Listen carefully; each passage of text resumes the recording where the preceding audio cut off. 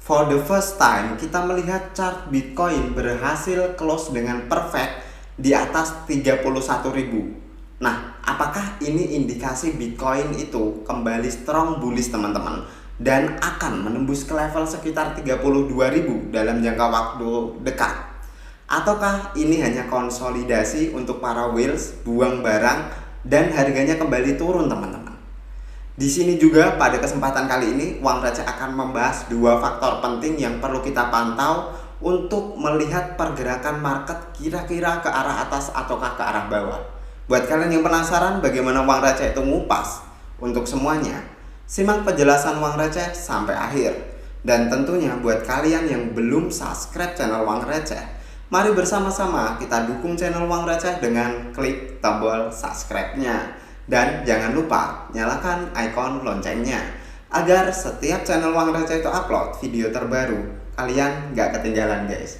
Tanpa berlama-lama kita masuk terlebih dahulu ke dua faktor besar yang menurut Uang Receh cukup berperan dalam kenaikan ataupun penurunan harga Bitcoin. Nah teman-teman, untuk faktor yang pertama, Uang Receh suka dengan ilustrasi dari Bitcoin Magazine, di mana aliran dana atau aliran uang kita ibaratkan adalah bendungan teman-teman. Dan di antara bendungan dengan lahan yang berisikan bibit-bibit dari Bitcoin, itu ada sebuah tembok kokoh yang namanya regulator.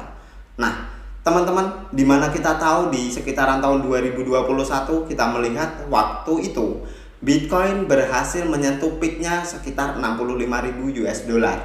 Sama-sama kita tahu juga waktu itu kalau nggak salah market cap dari all cryptocurrency itu mencapai 2 triliun US dollar. Dan sekarang market cap dari cryptocurrency itu sedang kekeringan, atau kalau kita ibaratkan adalah ladang yang sangat kering teman-teman, di mana market cap-nya itu drop 50% ke sekitar 1,1 triliun US dollar. Nah, kenapa ini cukup penting teman-teman? Karena 8 institusi besar yang mengajukan Bitcoin ETF spot itu kita ibaratkan sebuah bendungan. Karena apa? Mereka mengelola dana yang cukup besar. Kalau nggak salah sekitar 27 kuadriliun atau sekitar 27.000 triliun. Artinya kalau kita ambil sekitar 2-3% saja dari dana kelolaan mereka, itu sudah sangat cukup sekali untuk membuat cryptocurrency kembali terbang melayang-layang teman-teman. Bahkan 65.000 bukan hal yang impossible untuk Bitcoin kembali raih di ATH berikutnya. Tapi teman-teman, mereka akan kesulitan merobohkan tembok regulator. Siapa sih regulatornya? SEC, tepat sekali. Dimana kita tahu belakangan ini memang mereka mengajukan Bitcoin ETF spot, dan pengajuan mereka yang pertama ke-8-nya itu ditolak oleh SEC semua. Bukan Bitcoin yang ETF leverage ya teman-teman, tapi ETF spot di sini yang kita bahas. Menurut SEC sebenarnya mereka nggak menolak, tapi SEC mengatakan dokumen yang mereka berikan itu tidak lengkap untuk sebuah aset bisa diperdagangkan menjadi ETF spot teman-teman. Tapi yang perlu kalian ketahui, di dalam institusi-institusi ini ada nama besar seperti BlackRock yang sama-sama kita tahu mengelola dana sekitar 9 triliun US dollar. Itu jumlah yang sangat masif, jumlah yang sangat besar, 10% dari PDB dunia kalau nggak salah. Artinya pendekatan mereka ke pihak-pihak regulator itu akan dipermudah harusnya. Tapi kita sebagai retail kita harus kembali berpikir, institusi besar mau join ke kripto tujuannya apa? Yang pertama, mereka ingin yang namanya profit. Gak mungkin mereka join ke kripto ingin yang namanya rugi teman-teman. Artinya kita sebagai investor kecil kita harus lebih jeli dan lebih hati-hati teman-teman. Karena mereka punya uang besar, tentu power mereka besar. Tentu untuk menggerakkan harga kripto yang market cap-nya cukup kecil itu akan sangat mudah buat mereka.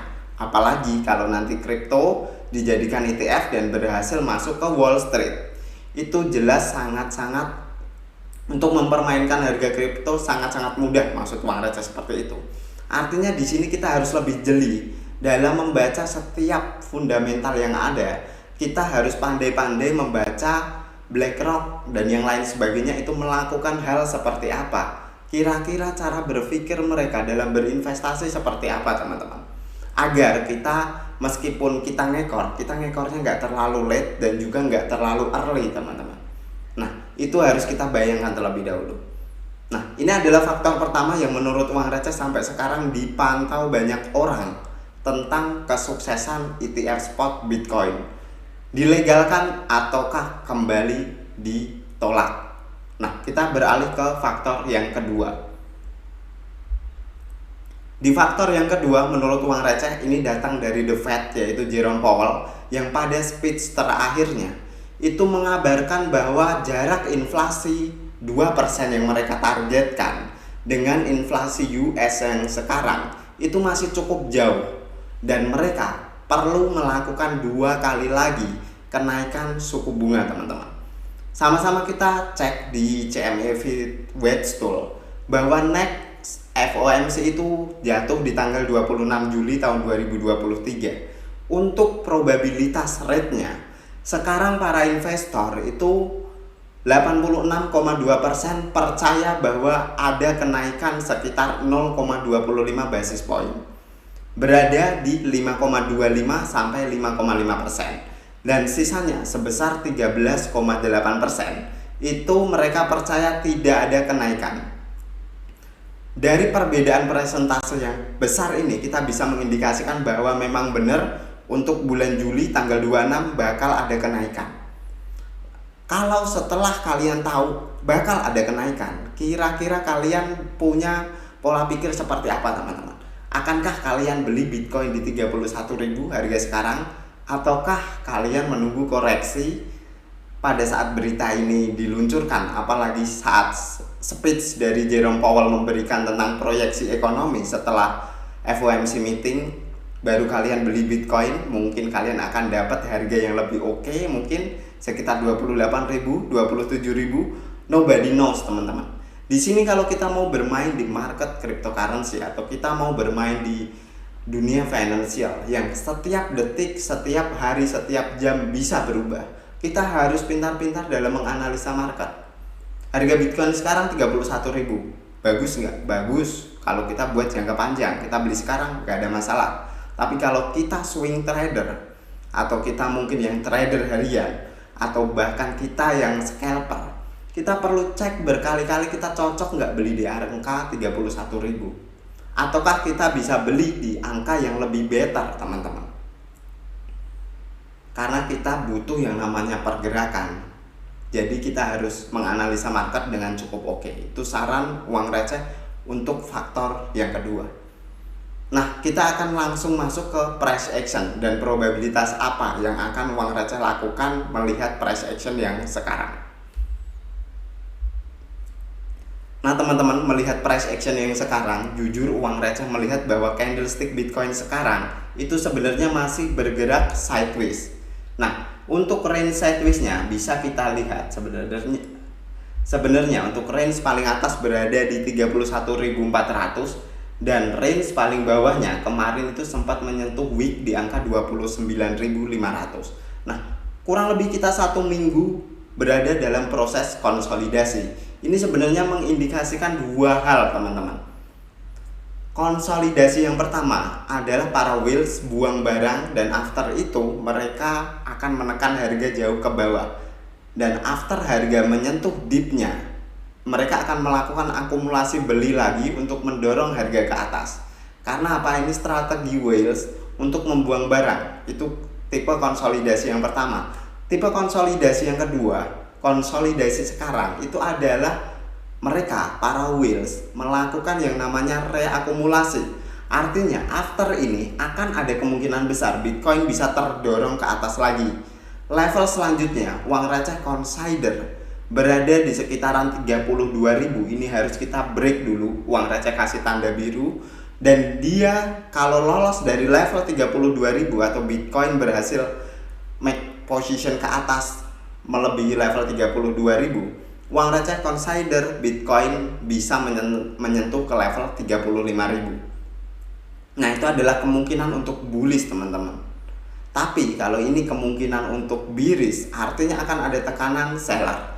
Dan titik yang perlu kita antisipasi sebenarnya adalah posisi sekitaran 29.500, di mana waktu sekitar tanggal 30 Juni Bitcoin terdorong ke 29.500, dan kalian melihat sendiri reaksi buyer di area sana itu cukup mempertahankan pergerakan Bitcoin, di mana kita sama-sama tahu 2 kali itu buyer mempertahankan pergerakan Bitcoin di area 29.500-an. Artinya ini adalah titik support yang cukup dalam jangka pendek, teman-teman. Sekali lagi, titik support ini juga merupakan resisten di sekitaran tanggal 5 Mei. Ini cukup penting kalau menurut uang receh, harus kalian perhatikan dulu di level 29.500. Dan after itu, jika level tersebut tidak mampu mempertahankan pergerakan dari Bitcoin, kita siap sedia untuk Bitcoin bisa kembali lagi ke level 28.100-an. Nah, apakah kalau Bitcoin kembali ke 28.100, uang receh akan berganti bearish? Sebenarnya uang receh untuk skenario dalam beberapa bulan ke depan, uang receh masih cukup bullish terhadap pergerakan Bitcoin, meskipun Bitcoin balik ke 28 ataupun 27.000, teman-teman. Karena apa? Di sini bisa kita cek kalau dalam jangka yang lebih panjang, kita sedikit.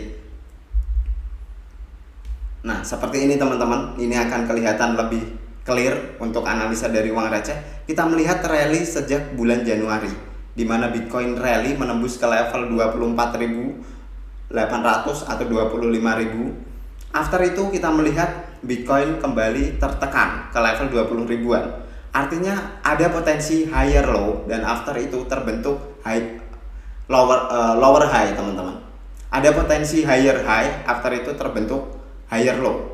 Dan setelah itu kita sama-sama tahu after di posisi 20.000, Bitcoin kembali nanjak ke level 30.000 ke atas, 30.500-an. Ini adalah potensi higher high lagi, teman-teman, dari potensi sebelumnya, higher high sebelumnya. Dan after itu kita melihat higher low-nya, yaitu di posisi sekitar 24.800 pada saat kemarin. Nah, ini bisa mengindikasikan potensi untuk higher low-nya, teman-teman. Dan sekarang kita belum melihat Bitcoin berhasil menembus ke posisi higher high lagi. Nah, secara jangka panjang, uang receh, bukan jangka panjang sih, mid term ya sebenarnya, uang receh masih cukup bullish terhadap pergerakan Bitcoin, mungkin sampai akhir Juli atau bahkan ya awal Agustus lah, teman-teman. Uang receh masih cukup percaya bahwa Bitcoin bisa kembali menembus ke level 32.000 atau bahkan 35.000. Karena potensi yang ada, Bitcoin harusnya ke sana. Asalkan nggak ada sentimen negatif atau FAD yang cukup negatif yang mampu membuat harga Bitcoin drop ke bawah lagi. Level yang harus kalian perhatikan sudah uang receh kasih di 32.000 untuk ke atasnya, dan 35 ribuan, teman-teman. Itu adalah level kalau menurut uang receh cukup harus kita pantau kalau Bitcoin naik ke atas.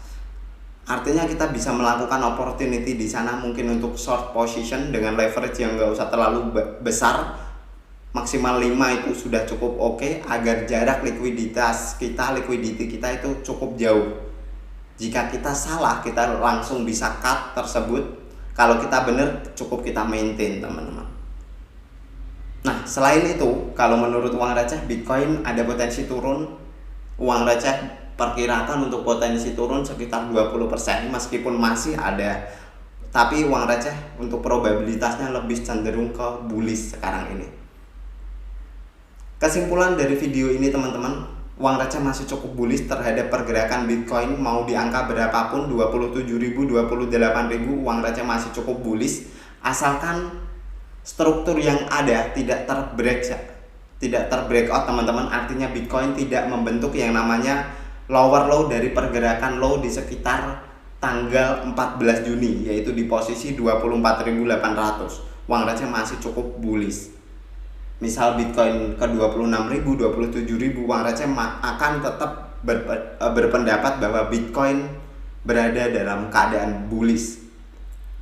Nah, Kesimpulan yang kedua, kita perlu pantau dua faktor penting yang Uang Receh sudah utarakan. Yang pertama adalah tentang pengajuan ulang dari Bitcoin ETF spot, dan faktor yang kedua adalah gejolak sementara yang akan ditimbulkan oleh pernyataan dari Jerome Powell dan suku bunga yang akan mendatang, teman-teman.